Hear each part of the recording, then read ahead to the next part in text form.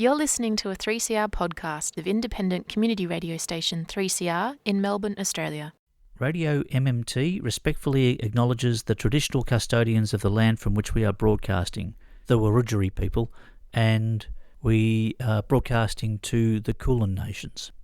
Our focus is economics, that is, how stuff is produced and distributed. We recognise that for many tens of thousands of years, First Nations people's connection to country successfully embodied the world's oldest continuous economy, which was catastrophically disrupted by genocide and displacement. We acknowledge that we have much to learn to reshape our current extractive and exploitive system to achieve sustainable prosperity for everyone. Radio MMT. Economics for the rest of us with Anne and Kev. Radio MMT. Looking at the world through the lens of modern monetary theory. Radio MMT. Macroeconomics for a well-being economy. Macroeconomics? Isn't that incredibly boring? No, Kevin, it's incredibly interesting. It's all about who gets what and why. Who gets what and why? Okay, I'm in. RadioMMT@gmail.com. Incredibly interesting macroeconomics for the rest of us.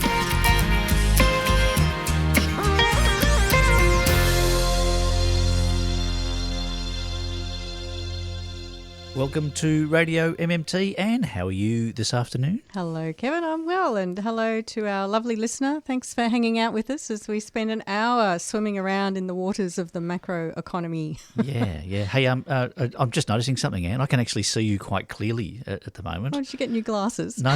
You know the Perspex screen that they've had up in here? It's gone. In case you're wondering what I'm talking about. There's a real visual there. We've had a very big Perspex screen set up here for months and months and months, and they've taken it down because apparently COVID's over. It's all... Yeah, you are looking a bit clearer, I just realised. Yeah. Now, this week, what are we're going to be talking about stuff. Have you got an organised kind of format for today's show, So Anne? Kevin, this is your show. I'm relying entirely on you and your pre-planning. Well, that's this could be interesting. Risky business indeed. I think we're going to be talking about surpluses and stuff because, there's this surplus going on and Jim Chalmers is very excited about it. Mm-hmm. He loves, the numbers and stuff, and so we're going to be having a bit of discussion about that because we don't think a surplus is that bloody exciting, but he seems to think it's fantastic. So I spoke too soon a few shows ago when I thought he had given up the surplus obsession, but he's as addicted as ever. And that's going to tie in quite nicely with our letter from the Cape this week because... From economist Bill Mitchell. Because that's what he's talking about as well. So it's all sort of it's a bit of a topic. So we're going to talk a bit about the surplus and then we're going to do a bit of a flashback because in a previous life we were Unemployed Workers Fight Back on this show and that's a show we did for 3 years under that banner and that was... Our connection with unemployment and underemployment and... unemployment activism. And a certain report's just come out just recently. It's been an interesting week when it comes to Robodebt. Yes, literally a week ago today was when Commissioner Catherine Holmes handed down her 990-page report from the Royal Commission into Robodebt. So we'll have to have a little look at what came out of that. Yeah, no, I was watching Albanese and Shorten in a conference straight after that and... they had a lot to say, and we'll talk a bit about that as well. What we should probably do, as we quite often do on this show, is let's have a listen to Bill Mitchell and his letter from the Cape. It's time for a letter from the Cape with economist Bill Mitchell.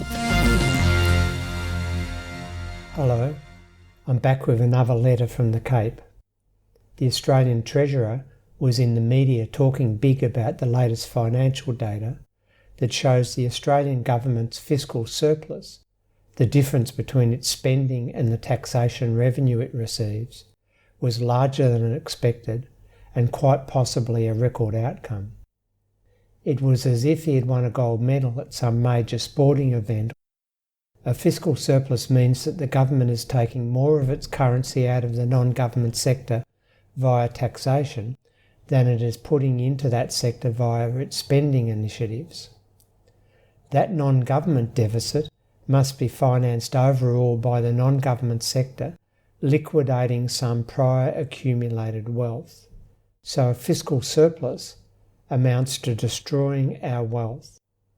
What determines how we should assess that outcome is the context in which it has occurred, which in turn prompts us to ask, what is the purpose of fiscal policy? Is it to achieve some predetermined financial outcome, which is the way the Treasurer was thinking this week? Or should we think of the fiscal outcome as a result of pursuing other desirable objectives? When we explore these questions, we soon learn that government should not target a specific fiscal balance outcome, in part because government policy settings do not actually determine the outcome. Let's dig into that. Governments all around the world regularly release their forecasts and forward estimates of what the fiscal balance will be in the coming years. They even adopt voluntary fiscal rules which limit their discretion by imposing quantitative limits beyond which they claim it is dangerous to move. Much is made of these numbers in the media, and they become ends in themselves. However, these practices typically represent a failure of government and are antithetical to what the role of fiscal policy should be, which is to advance societal well-being. The fiscal outcome is determined by two broad forces. First, the discretionary decisions that the government takes in setting its fiscal policy, that is, levels of expenditure and tax rates, and second, the overall state of the economy. In relation to this second factor, we know that when the economy is performing badly, tax revenue falls because fewer people are working. And on the expenditure side, higher welfare payments go to workers who lose their jobs. The result is that the fiscal outcome moves to a higher deficit or smaller surplus depending on the starting position. So the government deficit can rise without any explicit change in government policy, which means the almost hysterical cries from Conservatives that the deficit is blowing out during a recession are just expressions of their ignorance, because once the economy begins to recover again, the deficit automatically falls as more people are paying taxes and fewer are on income support payments. We call these impacts cyclical because they vary with the state of the economic cycle and do not signal any change in policy settings.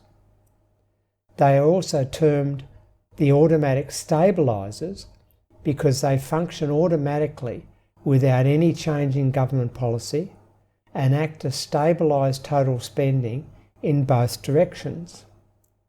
How do they do that? First, as noted above, when the economy is moving into recession as non-government spending declines, either in growth terms or absolutely, the fiscal deficit rises. The rising fiscal deficit helps staunch the decline in private spending in the economy and attenuates the depth of the recession. Second, when an economy is overheating, the fiscal deficit falls or the government enters surplus because of the strong tax revenue and lower welfare payments. And this automatic contraction in net government spending helps ease spending pressures in the economy. You should appreciate that these stabilising effects are automatic. The government doesn't have to alter any policy settings for them to kick in. They are intrinsic to any tax and transfer structure that is sensitive to the economic cycle. Now, how does this make it unlikely that the government can achieve any particular fiscal outcome? While governments impose all sorts of voluntary rules on themselves, which constrain their fiscal latitude, the reality is that the spending and tax decisions that emerge out of the political process does not determine what the final spending and tax revenues will be each year, since these depend upon spending by the non-government sector due to the operation of automatic stabilisers. When non-government spending is weak, the fiscal deficit will rise and vice versa. So what should the government be doing with fiscal policy if not chasing numbers that continually elude them? Fiscal policy provides the tools that governments can use to achieve advances in well-being, social and environmental, which includes providing jobs for all those who want to work, providing first-class public infrastructure and services, including health, education and transport, and ensuring everybody can participate meaningfully in society. These areas of concern represent the goals that we want government to pursue on our behalf. We should assess the current fiscal position only with reference to how close the government is to achieving these goals. If they are successful, then the fiscal outcome is the appropriate one, regardless of whether there is a large, small or otherwise fiscal deficit recorded. The point is that the fiscal policy is there to achieve our broader goals. Once the mission is set, then it doesn't matter what the final fiscal outcome is, as long as the mission outcome is sustainable.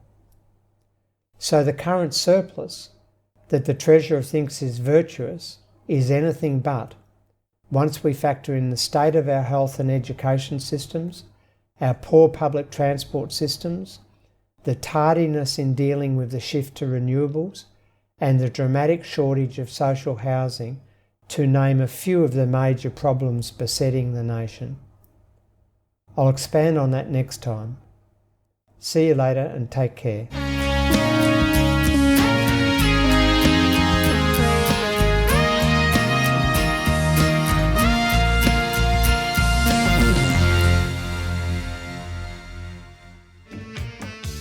You're listening to 3CR 855 AM on digital and on the internet, www.3cr.org.au.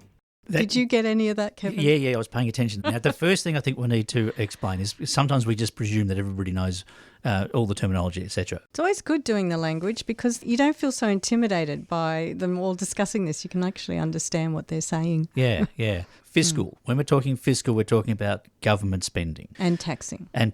So there's two types of policy. There's monetary policy and fiscal policy. Fiscal policy is the government becoming involved in the economy. Monetary policy is the Reserve Bank raising and lowering interest rates. Mm-hmm. And the ideology that we've had for the last few decades is that the economy should be controlled by monetary policy, mm-hmm. and the government should stay out of the way. It shouldn't mess things up with their annoying fiscal policy. Yes. So when Bill's talking about fiscal policy, he's talking about the government spending and the government taxing. Mm-hmm. So the surplus or the deficit, we're talking about the budget. So we're talking about what they do over a year, and they are taxing all year long and they are spending all year long. When they're taxing, they're taking money out of the economy. When they're spending, they're creating new money, putting it into the economy. And then at the end of the year, they add up everything that they did.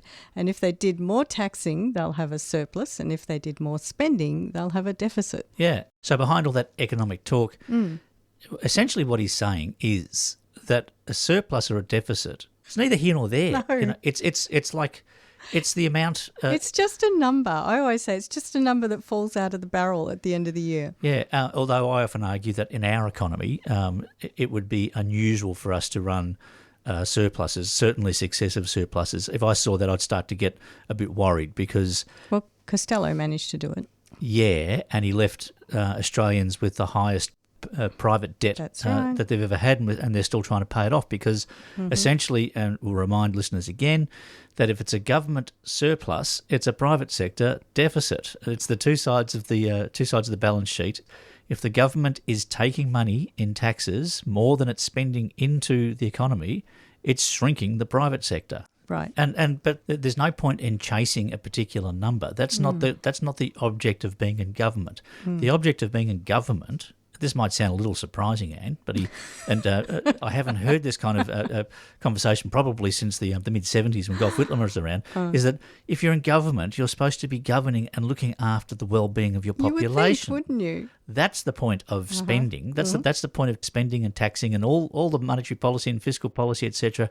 You're supposed to look after the people that elected you in there to say, hey, can you guys look after us? Can you guys make sure everything runs well? And that means the government spends on things like, health and education and defence if they want to, that's the object. The object is make sure everybody's okay. And at the end of the year, if you're all okay, you go, did we make money or lose money this year? It doesn't really matter because it's irrelevant. That's right. In fact, I wouldn't be so bothered by this chasing of surpluses that they do if it didn't get in the way of this well-being agenda or of this good governance that you're talking about. But the problem with them chasing these surpluses is that it actually stops them from spending when they need to spend. Yeah. And that's what we're seeing right now. And so running a surplus is both irrelevant because they don't really control the number, and it's dangerous because they're not spending when they really should be spending. Like Bill was saying there, what in fact Randall Ray also said to us back in episode 9 of Radio MMT, which is that the government doesn't really control what the number is that comes out of the barrel. They have a little bit of control. So most of the spending that happens is what they call non-discretionary. In other words, it's already built into the system. It's built into the system through existing taxes and so on. Yeah, this is kind of like you have unemployment benefits is a good one to look at. You don't really know how much you're going to be spending on unemployment benefits as a forward projection until you know exactly what the business cycle is going to be like, whether there's a pandemic that comes out. I mean, if you want to have a look at the classic example of how little control a government has over its forward forecasts, yes. Look at the Morrison government during COVID. They were planning a surplus. They were dead set, we are going to get this surplus. That was their sole objective, was to get their surplus, and they landed the biggest deficit in Australian history because things happen. Things happen. And you have to look after your population. And as Bill said towards the end of his segment there, what's the point of running a surplus if you've got people homeless? If your health system isn't as good as it could be, if everything isn't as good as it can be, there's no point running a surplus because you should be spending that money on the well-being of your... Right now, they should be spending like mad on what we need to do to meet the climate challenge. Yeah. And so they're pretty much throwing everyone under the bus in order to get this number. Radio MMT. Economics for the rest of us with Anne And Kev. at 3CR Community Radio, Melbourne, Australia. So they've got this surplus which came about this year because of the taxation on the increased commodity prices Because of the war. and also because there's higher employment in Australia at the moment, which means they're getting more income tax, which is a kind of tax you and I would say is not a great tax to have anyway. Yeah. It's another topic. Yeah. But they've managed to get this surplus. And what they could have done is, in fact, go back into deficit. They could have optionally done that, and they could have done that by spending where we need the spending, which is into healthcare, so that we don't have nurses leaving in droves because they're understaffed and overworked, into aged care. Yeah.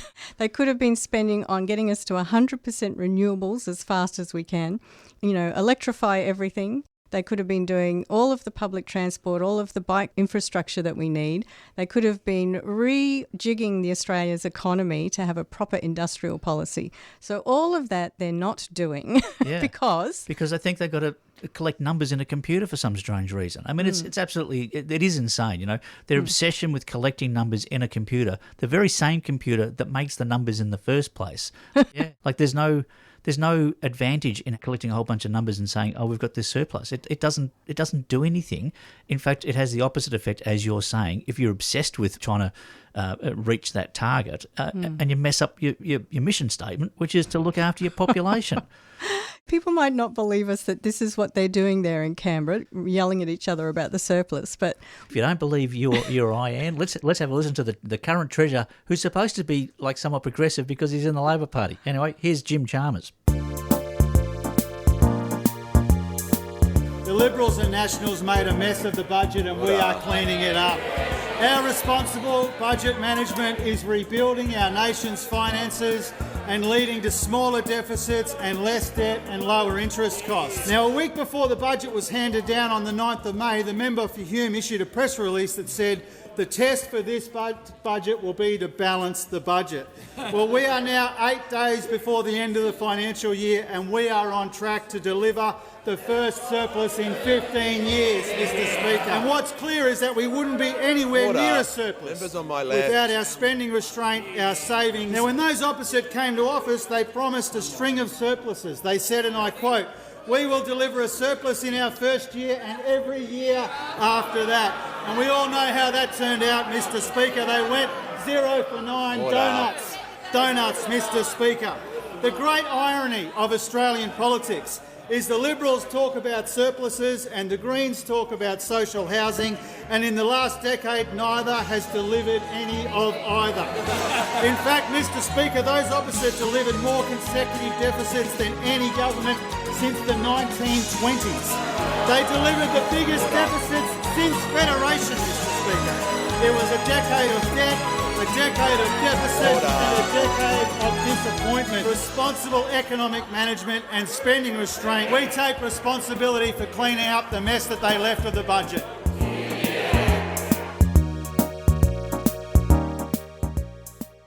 So I'm not sure whether Chalmers really does not understand that a surplus is not something that the government is going to spend at a later date. It's not something that they're socking away into a savings account.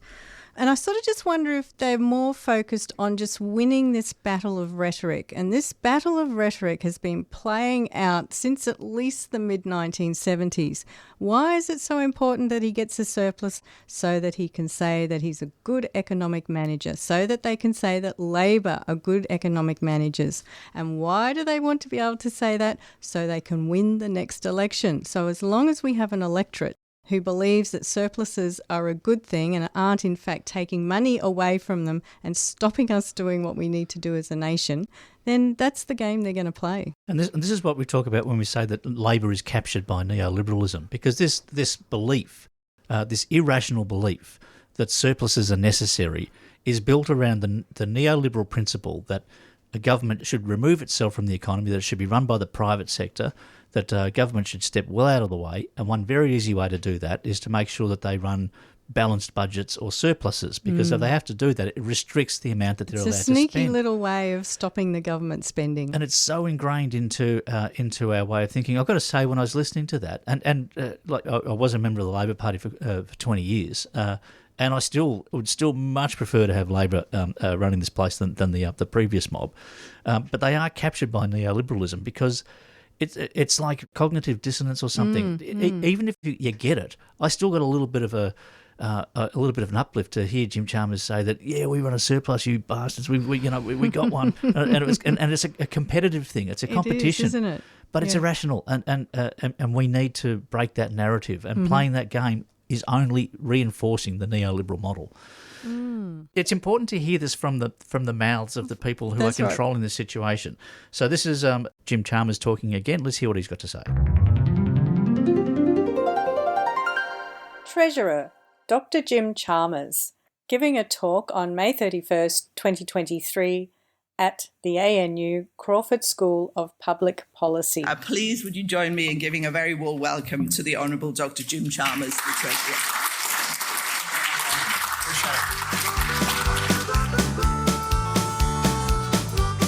Good morning, everybody. Thanks for the opportunity to spend Wednesday morning of a sitting week with you here at the Crawford School. Hey, let's go swimming and not get wet. Hey, let's go gamble on a sucker bet. Let's go swim, let's not get wet. Let's go gamble on a sucker bet.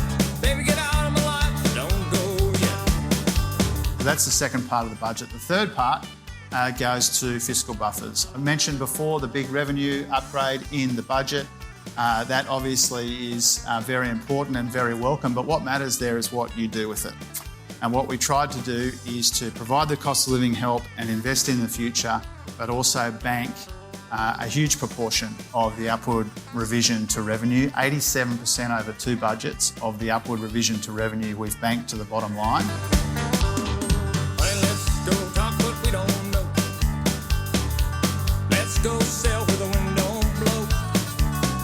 we've done that for a couple of reasons. First of all, until recently, the fastest growing cost in the budget was actually the interest on our debt. And so what we've been able to do in this budget is avoid about $80 billion in interest debt interest over the medium term.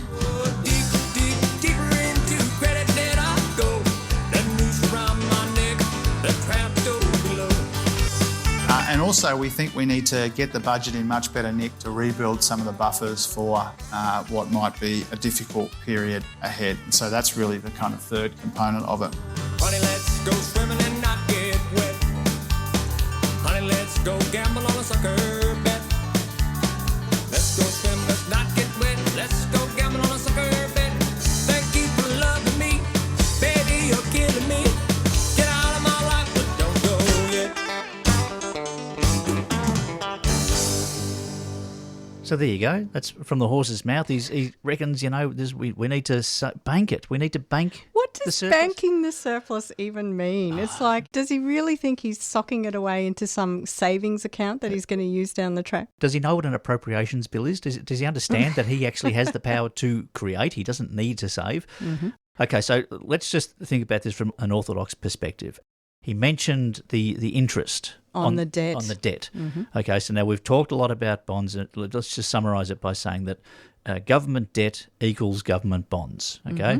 so when the government runs a deficit, it issues bonds to that amount. To the same value as the deficit. And those bonds pay interest. Okay. And they're doing that as an optional extra. They don't have to do that, but they do. They do. Okay. So in reality, what that means is that the government is paying interest to bondholders, and that might be superannuation companies or overseas governments or whatever it is. It's actually injecting new money into the economy Via the interest. via yes. the interest, and that's what they're concerned about, saying that this interest payment is ballooning and is getting out of control. One of the largest purchases of bonds in the recent issuance of bonds over COVID was, of course, the Reserve Bank of Australia.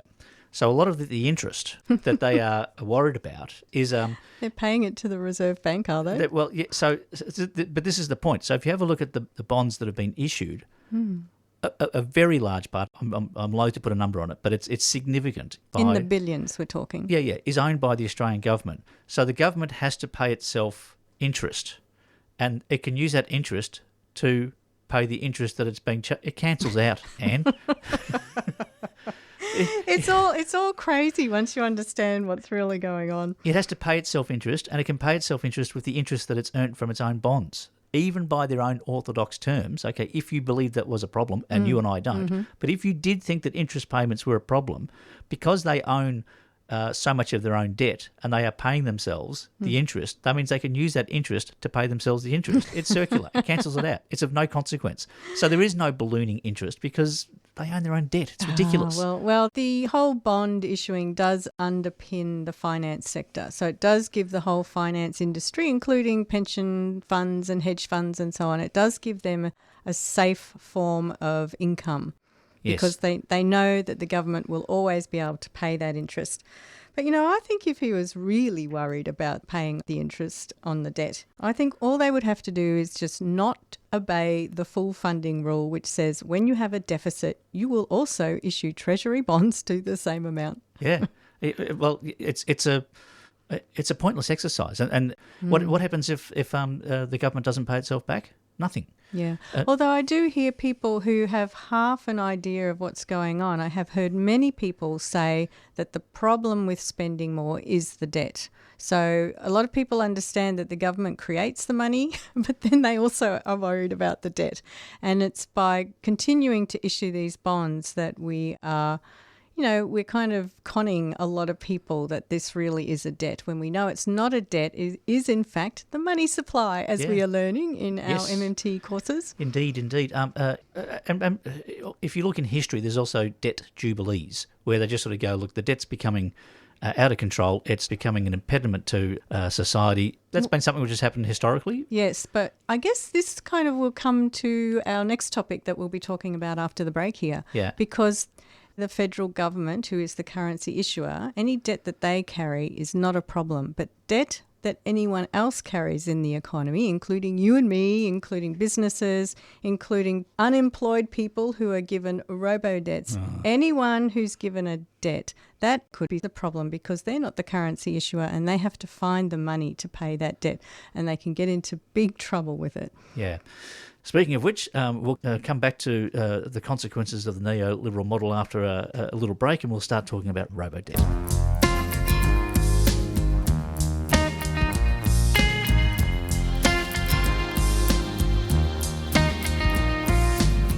You're with Anne and Kev on Radio MMT. At 3CR Community Radio in Melbourne, Australia. And wherever you get your podcasts. Economics for the rest of us.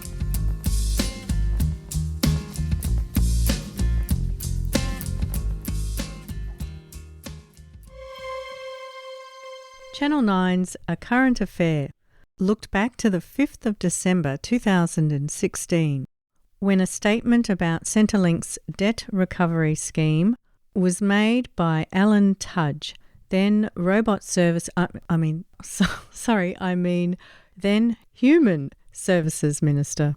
We will find you, we will track you down, and you will have to repay those debts, and you may end up in prison.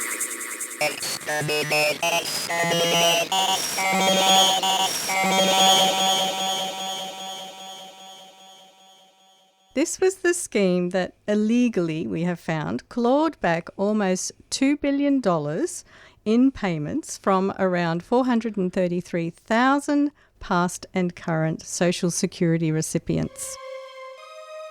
There has been an overwhelming success in terms of the new debt recovery system.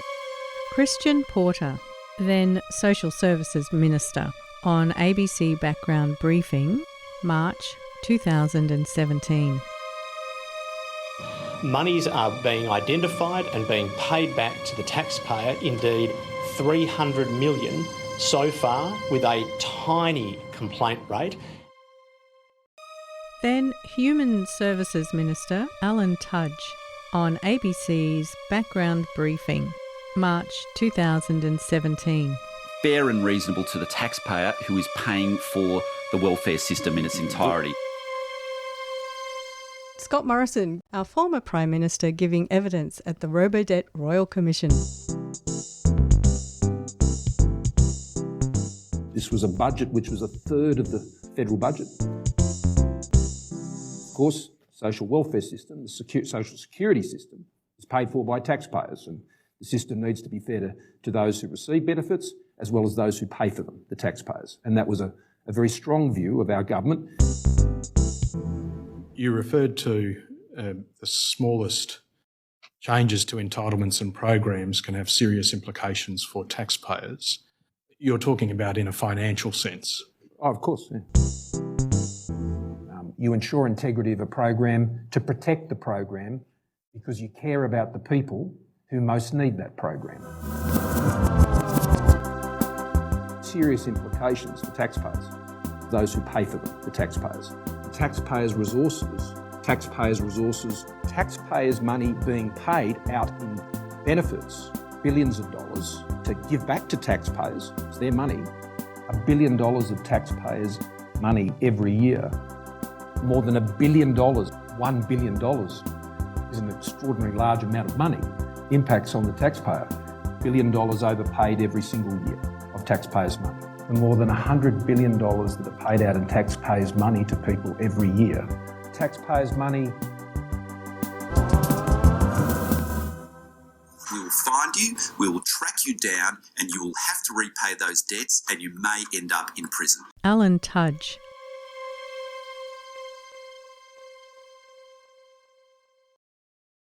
So let's talk about Robodebt, shall we, Anne? Mm-hmm. The report from the Royal Commission came out on Friday, last Friday, a week ago. A 900-page plus report.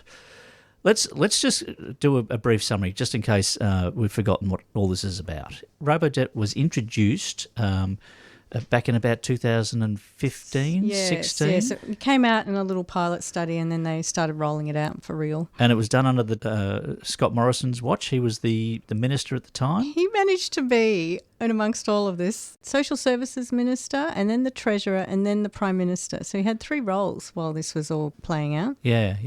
And in essence, the scheme was a income averaging scheme. So it was targeted at underemployed people, which is to say people receiving benefits who had some work. So if anybody's been on unemployment benefits or some sort of welfare payment, you'll know that you might have 1 or 2 weeks' work, you earn good money, and then the job finishes because it's casual, and you're back on the rock and roll, back on the dole.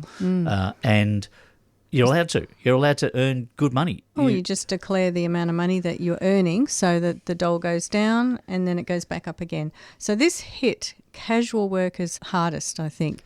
So if you're getting unemployment benefits and you were not able to find paid work, you're actually safer than people who were trying really hard to make ends meet by working. Yeah, so what they did was by income averaging, they had a look at the income that you'd earned and they averaged it out over the period and then hit you up with the bill and chased it aggressively. And this all started under Morrison's watch. I've got a little article here from around that time. I've been reading the New Daily. So it says, former Prime Minister Scott Morrison has rejected completely findings that he misled Cabinet on the legality of the Robodebt scheme following the release of the Royal Commission's final report on Friday. The report states that Mr Morrison, who was Social Services Minister from May 2014 until September 2015, allowed Cabinet to be misled by not inquiring why the department ignored its own suggestions from 2015 that using an averaging of income required legislation to be introduced. So he knew that it was unlawful, and to make it lawful, they would have to pass a law. I think at the time they probably wouldn't get an amendment through Parliament. So he knew the proposal still involved income averaging. Only a few weeks previously, he had been told of that caveat. Nothing had changed in the proposal, and he had done nothing to ascertain why the caveat no longer applied, the report said. He failed to meet his ministerial responsibility to ensure that the Cabinet was properly informed about what the proposal actually entailed and to ensure that it was lawful. So this kind of displays an ideology. If you compare the way that they are using people on unemployment benefits as a scapegoat, something to be kicked around, Nobody cares about the unemployed. We can use those. So they're chasing this surplus. And this is what we're talking about before, where you've got a government hell-bent on trying to... Right. You have to look at why were they so driven? Why were they so motivated to be clawing back money from the most vulnerable sector of your population? And remember, compare this to the $12 billion that was overspent on JobKeeper during COVID that nobody bothered about. And this scheme was supposed to claw back between 2 to 4 billion. So this is a government that's hell-bent on chasing a number, has totally disregarded its purpose, which is to look after the well-being of its population. It's chosen the most vulnerable, the unemployed, and it's decided to boot them around, make their lives hell in this quest to try and save a few coin. And at the very same time that this is going on, this is when we have the Stage 3 tax cuts coming in. So the Stage 3 tax cuts are going to be worth $24 billion in their first year. Their argument is we need to have tax dollars to run a surplus. We think that's important. You and I regard that as a nonsense, but that's not their argument. Their argument is no, we need to run a surplus, and a surplus means you've raised more taxes than you've spent into the economy. And I would have thought that if you want to keep your tax base going, the last thing you do is let the people with the most money off some tax obligation. And so what they're saying is we're going to give away $24 billion worth of tax receipts in 1 year, and that accounts to nearly $250 billion over the 10-year period that they're looking at, so that we can go and chase $90 million and kick the shit out of some dole bludgers. But it's just... on the numbers, it doesn't make a lot of sense to chase your surplus that way, which makes me think there is another agenda, and of course there is, which is that if you look at how unemployed people are treated generally, Robodebt isn't out of character with the sort of treatment that unemployed people get in the system at the moment, because what you need to do with unemployment benefits is make it as difficult and as demeaning and as demoralising and as shameful as possible. And why do you want to do that?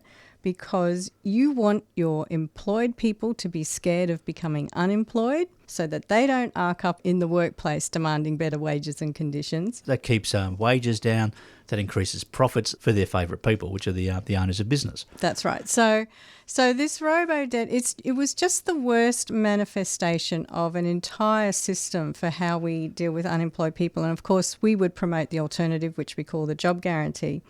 But, we still have work for the dole, and people are still being killed and maimed on work for the dole sites. And we still have people receiving unemployment payments under a system known as targeted compliance, if you can believe, which is just as horrendous to deal with every day. And Robodebt was sort of like the extreme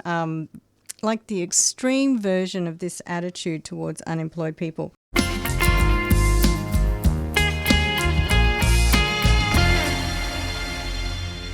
And also, I haven't heard a lot in the media yet about the ideology around having a social safety net. And we know that the neoliberal approach to a social safety net is to not have one. Yeah. So basically, it's your own fault, to victim blame.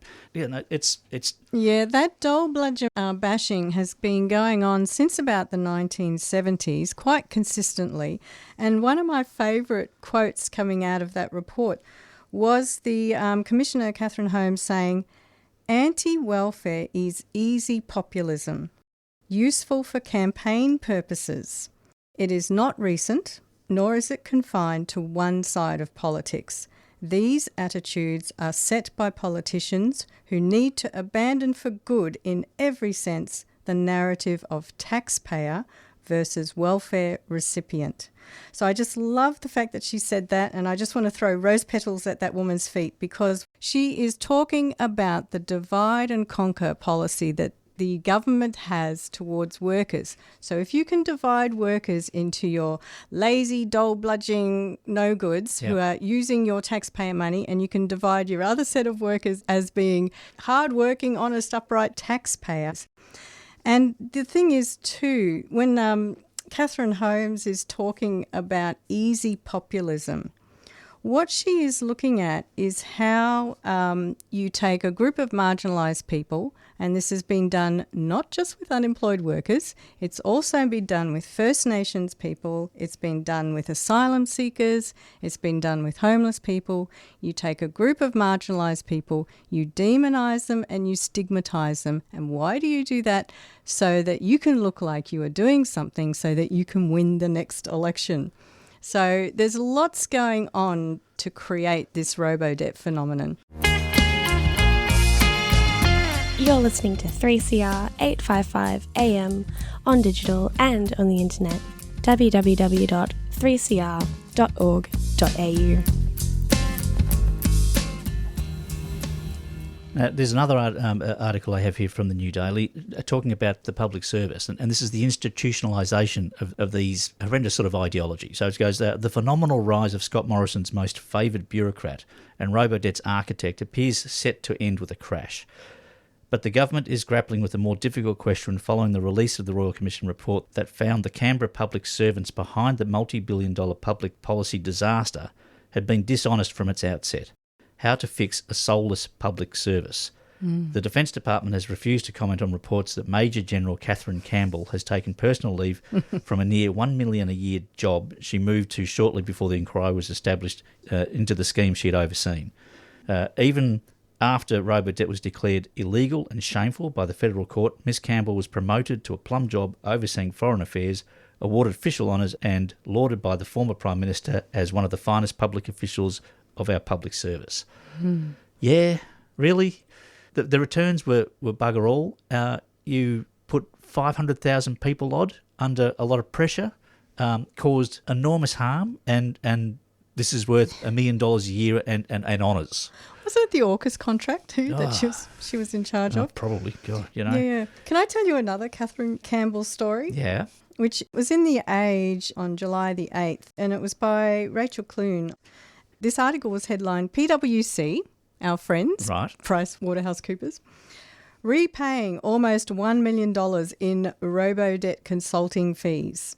So they've gone ahead and decided to repay this nearly $1 million amount that they received back in 2017 to evaluate the Robodebt scheme. Now, Bill Shorten welcomed this move. He's now our Government Services Minister, and we are unclear whether Shorten's department had actually contacted PwC before they offered to return the money. But what was interesting about PwC being hired on back in 2017 was that the firm never handed the department its final report. Instead, what they did was offer them a PowerPoint presentation. So that was the cartoon version that the minister got back then. And even though they had been asked to write a report, apparently nobody really wanted to see it. And finally, the Commission got hold of this thing. It was 100 pages. And what it revealed was that Robodebt would not deliver the projected budget savings. It revealed that there was a significant percentage of inaccurate debts being produced, and we're talking over 50%, and also that the online process of sending out the debts had been a failure. And this is what the Robodebt Royal Commission says. The rational inference is that although the report was contracted for and all but finalised, Ms Campbell formed the view that its detail as to the deficiencies of the scheme was damaging, and that it would be better for the department's reputation and her own if it was not produced. So they just shelve a report that tells you everything that you need to know. Well, we don't like the sounds of that, so let's not have that report. Let's put it on a PowerPoint presentation, therefore there'll be no record of it. And it cost them $800,000 to do this. When you think about it, how many unemployed people do you think have managed to rot the system for $800,000? Not too many, I would say. Jeez, and I do feel sorry for people working in departments. So government services now. Imagine being on the front line of that, dealing with all these complaints coming in. You'd know that this scheme is bullshit. You'd know that it's just wrong. In fact, some of the best reporting I have seen or heard on the Robodebt, and I highly, highly recommend that people go to the 7am podcast. So if you've got a podcast app or you're online, 7am, the letter 7, journalist Rick Morton has been doing a series on that podcast called Inside Robodebt, and he did interview one of the frontline staff who they also were suffering under this scheme as much as the people that they were dealing the debts out to. So I really recommend people listen to that because you get a real feel for the absolute scourge that this thing was. You know, weaponising a bureaucracy against your own population. It's up there with the intervention. It's up there with internment camps after the Second World War. Like, no holds barred. This was one of the most disgusting episodes in Australian history. So go listen to that podcast. You'll get a real feel for it. And the other thing we can take from this is the response that we've had from Morrison and from Dutton and the rest of it. There's not been one apology. There's been no, sorry, nothing, no contrition. It's like... which tells you that they've learnt nothing. They'd do it again tomorrow. The only reason they wouldn't do it tomorrow is because they might get sprung. But they'll do anything. No, the lack of empathy and the lack of contrition just says to you that we want systems in place that don't allow people like this into such powerful positions. And of course, you know, what we remember from our MMT position on all of this is that you do not have to chase surpluses. And this idea that you need to save money, especially in the human services area, is just complete misunderstanding of how you run an economy and how you govern That's a nation. That's a very good point, Anne. This episode shows how evil that kind of misguided, just the ignorance of what you're supposed to be doing in government and the harm that you can cause when you've got your priorities all arse about. You couldn't get any clearer example than the Robodebt thing. Yeah. I think we need to listen to a song. Here's a song by Brown Spirits, and I can't see what it's called because, but I'll tell you afterwards. Anyway, Brown Spirits.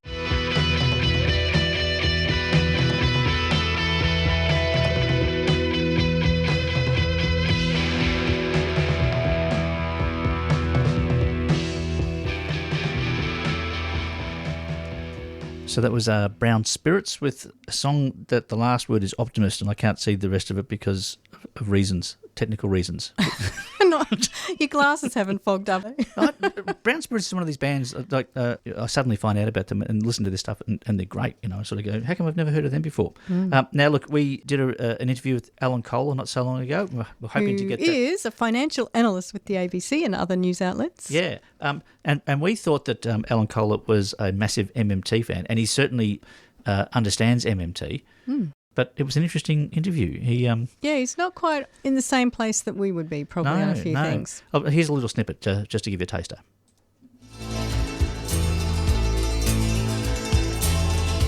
So we've got this kind of bit of a paradox in a way. If you look at the aggregate ABS data, you'll see that the amount of household savings is extremely high. But because of the 12 rate hikes we've already had, there's a tremendous amount of distress as well. So you've got this kind of barbell situation where on the one hand there's a huge amount of savings and a lot of people are swimming in money. At the other end of the scale there's tons of people who are lining up at food bank to get by. And I think this is in a sense an extreme example of what monetary policy does, which is to increase inequality.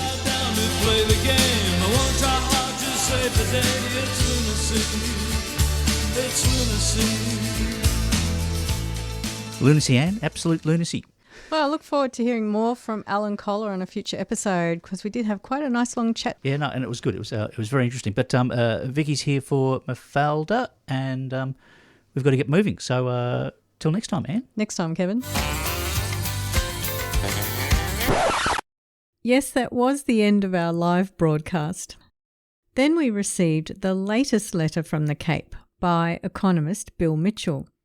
In this letter, Bill reminds us that Robodebt sits in a history of the ill treatment of unemployed workers. So, of course, we had to add it in. Here's Bill Mitchell at his finest. Hello, here is another episode in the Letter from the Cape series. In 1996, French journalist and essayist Viviane Forestier published a book, L'horreur économique, The Economic Horror, which was a devastating critique of global capitalism and the abandonment of the commitment to full employment by governments around the world. She noted that the rise of the free market narrative was reinforced by approaches by government that sought to alienate the unemployed. The book ventures into the notion that governments have made the unemployed dispensable to capitalist production and profit, and have instead been content only to keep them just alive. But soon, why would it not be implausible to declare this growing group of disadvantaged citizens totally irrelevant? A black future then unfolds. It was a prescient reflection of the times. The interests of capital took advantage of the chaos associated with the oil price crisis and the ensuing inflation in the mid-1970s to argue that governments must abandon their commitment to full employment and instead use mass unemployment as a policy tool, a weapon, to discipline trade union wage demands. By creating a large pool of idle labour, employers could suppress wage demands and generate higher profits. This was the start of the neoliberal era, and it has been spectacularly successful in achieving shifts in national income towards capital. We were told then that there was no alternative, the Tina mantra. The path was set, and we have followed it ever since. But at the time, the deliberate creation of mass unemployment created a political problem for governments. The long period after the Second World War of full employment, job security, and growing real wages had conditioned citizens to see unemployment as an avoidable evil and to understand that governments had the policy capacity to ensure no one who wanted to work would go without a job. So the problem then became how to handle the public perception that mass unemployment was a policy failure. The solution adopted was to use divide and conquer strategies to vilify the unemployed and to shift the focus from a systematic failure to create enough jobs to one where the unemployed were to blame for their joblessness. They were characterised as idle and lazy, and a pernicious nomenclature was created to reinforce the message. Dole bludgers and all of that. The blame the victim approach gave the government cover, and it has been all downhill from there. A new industry was created, the unemployment management industry, and in Australia the Government Employment Service that had provided excellent support to anyone who was looking for jobs was privatised.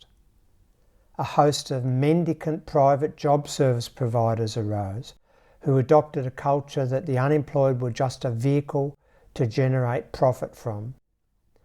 And that system was extended by the Australian government into a vicious and punitive system under the guise of mutual responsibility that made it difficult for the unemployed to remain on income support, even as the income support provided was increasingly below the accepted poverty line. Then the sociopaths in government decided to create a system where income support recipients who might find part-time work to supplement their income, which was allowable under the system, were assessed by a computer algorithm to be in breach of their eligibility, and debts were raised. Debt collectors were sent in. People committed suicide under the constant harassment to repay the debts. While this system was tyrannical, it was also illegal under Australian law, and we now know that most of the debts were fabrications of the government because the algorithm was flawed. Last week, the Royal Commission into this scandal reported and found the conduct of government at the time to be venal, illegal, and lacking in humanity. We are waiting to see which of the politicians and top public sector employees who lied and knowingly continued this scheme will be punished. I'm not holding my breath. Vivienne Forestier saw this abuse of the unemployed clearly, and like her, we should demand that it ends. But then, the divide and conquer strategies deployed by governments that began in the 1970s have co-opted us into being part of this abuse. Unless we start to understand that the government can always ensure that there are enough jobs for all who desire to work, we will remain pawns in this scandalous abuse of the most disadvantaged citizens in our society. The fact that governments continue to use mass unemployment as a tool to advantage the employers is one of the scandals of the neoliberal era, and is in no small part the result of our indifference to the calamities faced by the most fragile in our society. That's it for today. See you later.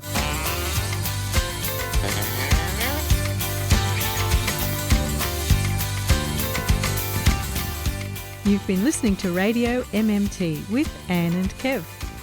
We'd love your feedback. Email us on radiommt@gmail.com or search Radio MMT on social media. Listen to this show anytime wherever you get your podcasts or on 3cr.org.au/Radio MMT. Support this show and the station by subscribing to 3cr.org.au and mention Radio MMT. We thank all our guests. And we thank economist Professor Bill Mitchell and his mmted.org, educating the masses on modern monetary theory. And thank you to our listeners for listening. And I thank you, Kevin. And I thank you, Anne. So what's planned for next week? Kevin, there is still so much to talk about. We've got to expose all this rotten economics. Well, that's good, and I get it. Do you reckon we could use a bit more music? Well, I made a list of all these terrible economic theories. Like, I've heard of the theory of comparative advantage, or the quantity theory of money, or the loanable funds theory. Have you heard of a band called Single Gun Theory? Like, they're a really good band. I'm sure there's a whole range of, like, macroeconomic music that I could bring into the show. Yeah, but we really need to do marginal productivity theory, not to mention the natural rate of unemployment and the money multiplier. You've got a pretty good singing voice. I play bass. Bill, he plays guitar. I reckon we could form a macroeconomics band. Like, we could deliver this whole message by music. Well, we could call the band the permanent income hypothesis, or the Ricardian equivalence, or rational I expectations. think we're onto something here. We're trying to make macroeconomics more interesting to the masses. We're going to form this band, then sing it to them, and we're going to bring the economists in. We're going to get musical. We're going to do the regression theory of money to music. You've been listening to a 3CR podcast produced in the studios of independent community radio station 3CR in Melbourne, Australia. For more information, go to allthews.3cr.org.au.